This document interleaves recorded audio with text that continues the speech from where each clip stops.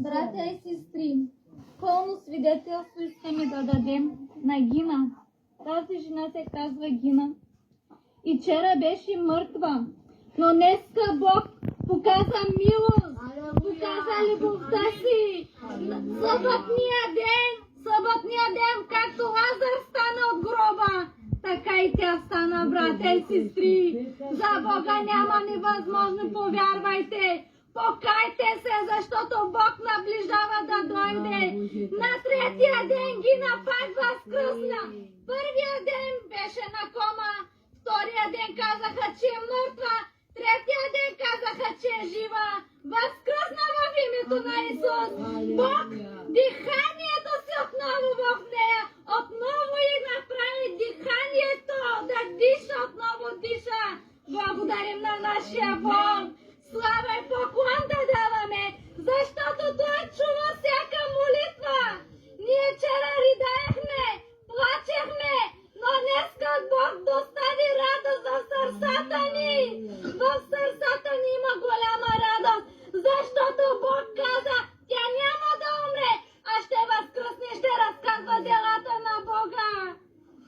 Така ли да разказват? Наистина, Девла, Християн, Дорога, Господи. Наистина, татко ти бе върна в моя дом, бататко. Наистина, Девла, ти подари създала лакия в роденке, бататко.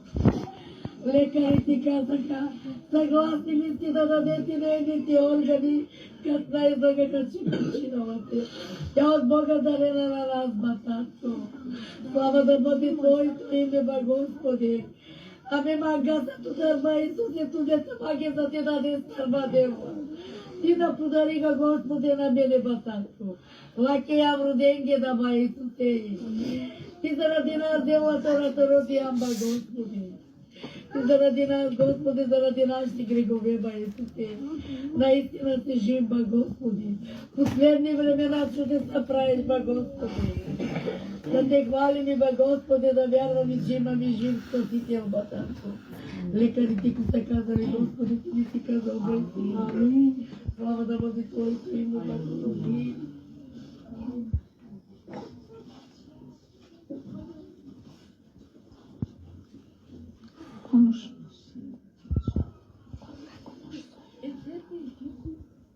Благодарим на нашия жив Бог, че показа милост към тази жена. Тя има много деца. Децата ридаеха и плачеха, но днескашния ден е радост за нас, защото Бог показа милост. Бог показа своята любов, защото Бог каза, мъртви ще възкръсявам, куси ще прохождат, слепи ще проглеждат. Благодарим на нашия жив Бог, защото Той е реален Бог. Вярвайте и покайте се, защото за Бога няма невъзможни неща, братя и сестри. Той е единствения Бог, който прави чудесата. Той е единствения Бог, който показва милост към народа си. Идват последни времена.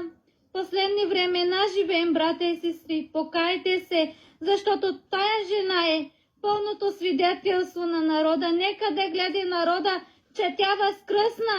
Както каза Лазаре, стани, казвам ти да станеш. Както възкръсна Лазар, и тя също възкръсна в съботния ден. Благодарим на нашия Бог. Поклон и чест даваме, защото нашия Бог е реален Бог. Той гледа, чува и ходи и пипа.